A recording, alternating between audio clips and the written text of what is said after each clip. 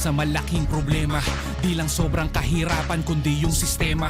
Kanya-kanyang girian, kanya-kanyang sisihan, na ang pinakaugat ay ang katiwalian. Basta nyo ang kalagayan ng ating kababayan, ng dami-daming hikaho sa buhay at kabuhayan, ng daming kriminalidad, kawalang katarungan sa tuwing bubuhos ang ulan, baha agad sa lansangan. Huwag nyo sanang kalimutan na kayo ang nilagay ng taong bayan para kayo po magsilbi nilang kamay. Subalit at bakit nagtatanong kapansin-pansin ay sa halip na ginhaway, hirap sakit ang binibigay. Na ang realidad, hayag na yan ngayon. Dito sa ating bansa may malawakang korupsyon, hindi na barya-barya, umabot na ng trilyon. Kaya ang taong bayan ay sumisigaw ngayon.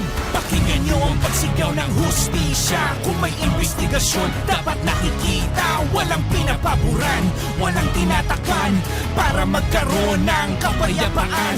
Ang tinig ng bansa'y sumisigaw ng malakas. Dapat ay hindi pinipilipit ang batas. Ang dapat na gawin ipatupad ang patas upang makabangon ng Pilipinas. Kapag mayroong pagkilos, mayroong inaayos. Kapag mayroong proyekto, dapat tinatapos. Kapag may anomalya at ito ay naudlot, hindi dapat pagtakpan, mayroong dapat manugot. Taong bayan ay una, hindi sariling kapakanan. Kung mayroong naging hakbang, dapat nakikita yan.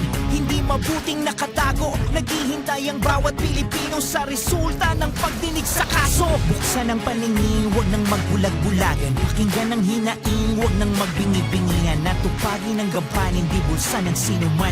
Kababayan ang unahin, hindi kapabayaan. Huwag niyo pong masamain, bagkos ay tanggapin.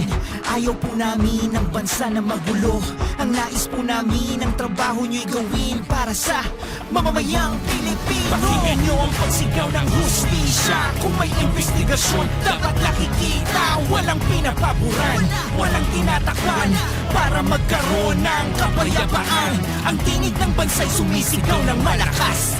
Dapat ay hindi pinipilipit ang batas. Ang dapat na gawin ipatupad ang patas upang makabangon ng Pilipinas. Pakinggan niyo ang pagsigaw ng hustisya. Kung may investigasyon, dapat nakikita. Walang pinapaboran, walang tinatakpan, para magkaroon ng kapayapaan. Ang tinig ng bansa'y sumisigaw ng malakas. Dapat ay hindi pinipilipit ang batas. Ang dapat na gawin ay patupad ang patas upang makabangon ang Pilipinas.